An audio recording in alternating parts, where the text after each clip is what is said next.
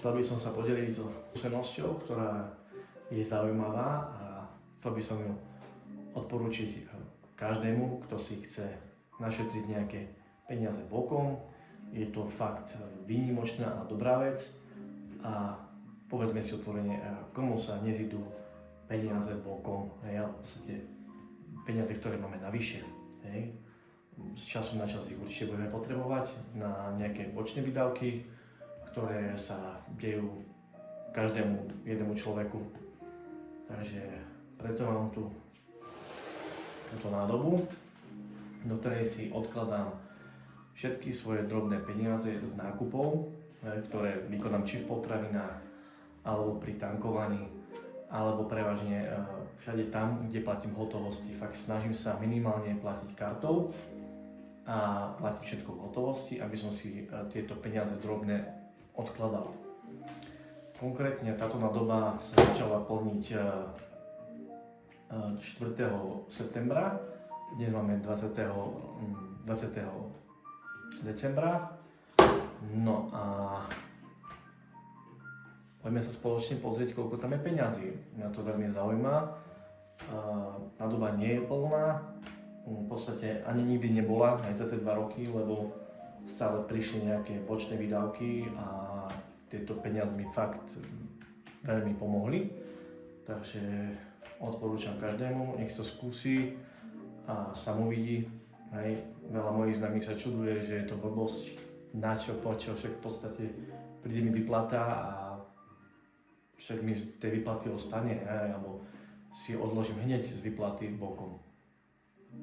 Áno, ako nehovorím, je to jedna z možností, aj to robím, ak je to možné, robím to vlastne si šetrím bočné peniaze, príklad na dôchodok, ale toto je primárne určené na bočné výdavky, kedy si chcem kúpiť niečo, čo v podstate nepotrebujem si hneď kúpiť, alebo do budúcna, alebo ako vravím, že tie bočné výdavky, ktoré ma zaskočia, hej? Či napríklad servis auta, poistka, alebo fakt niečo iné.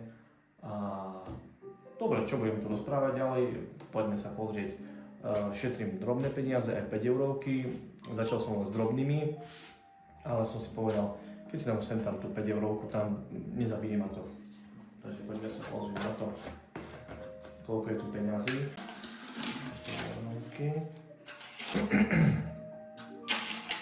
Tu drobné peniaze.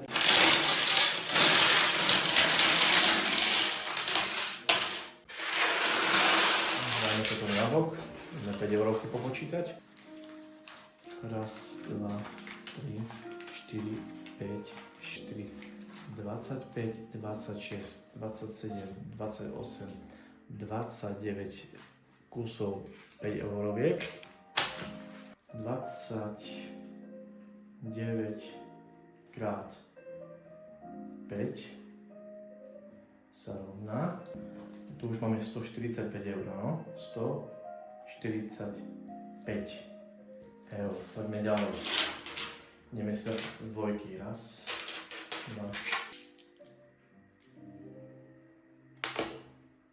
Takže tu máme vlastne 53 dvojeuroviek.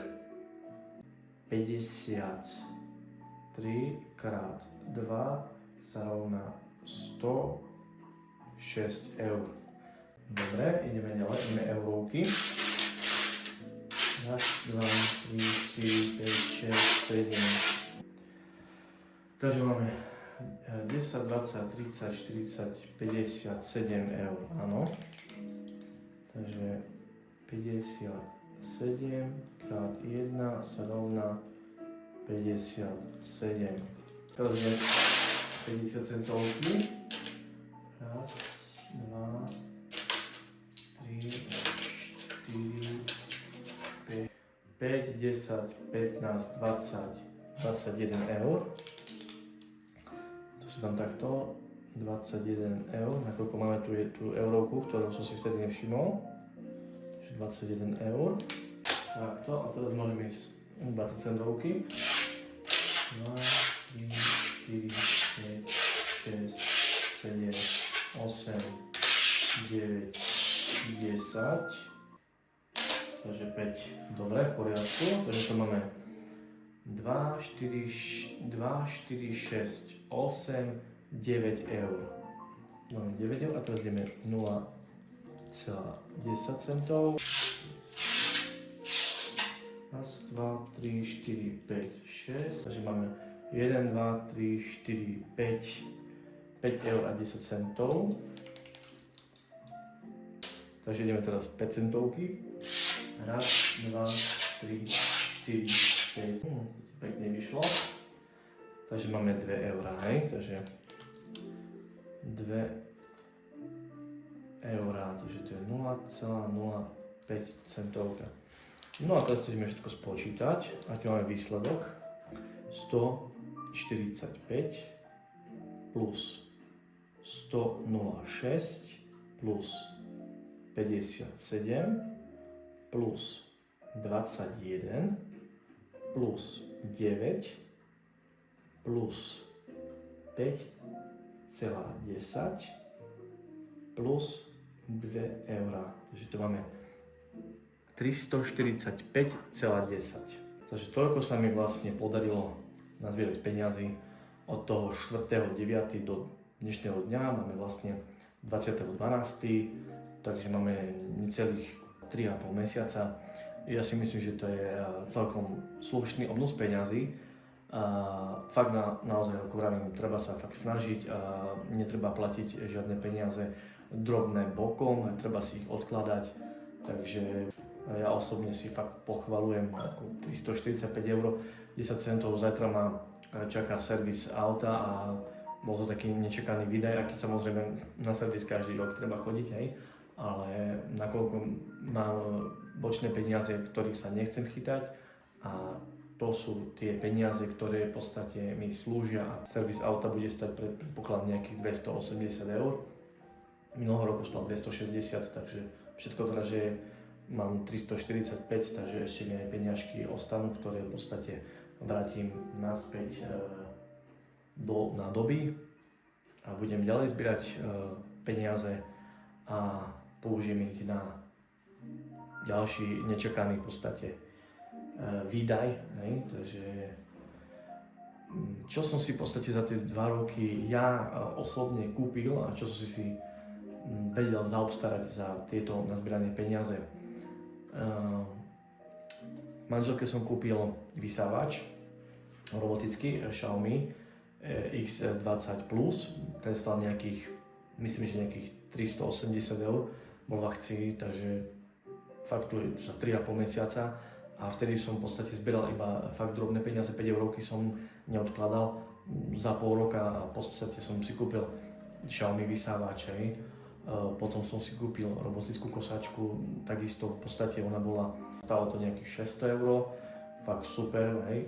Potom som si kúpil sušičku manželke za 450 eur, paráda. A takisto som si dopomohol pri kúpe aj nového televízora. Takže fakt naozaj sa to oplatí a vychádza mi to. Stále to budem robiť a dúfam, že sa mi raz podarí, že našetriť si aj väčší obnos peňazí, že by som mohol ísť na dovolenku, takže skúsiť to aj vy.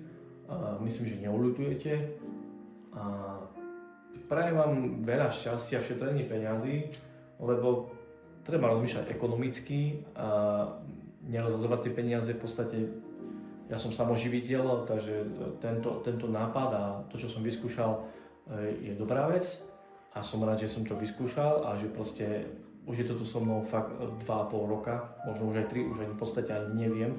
Robím to, fakt sa snažím to robiť dôsledne, stále, neprerušovane. To je asi všetko z mojej strany.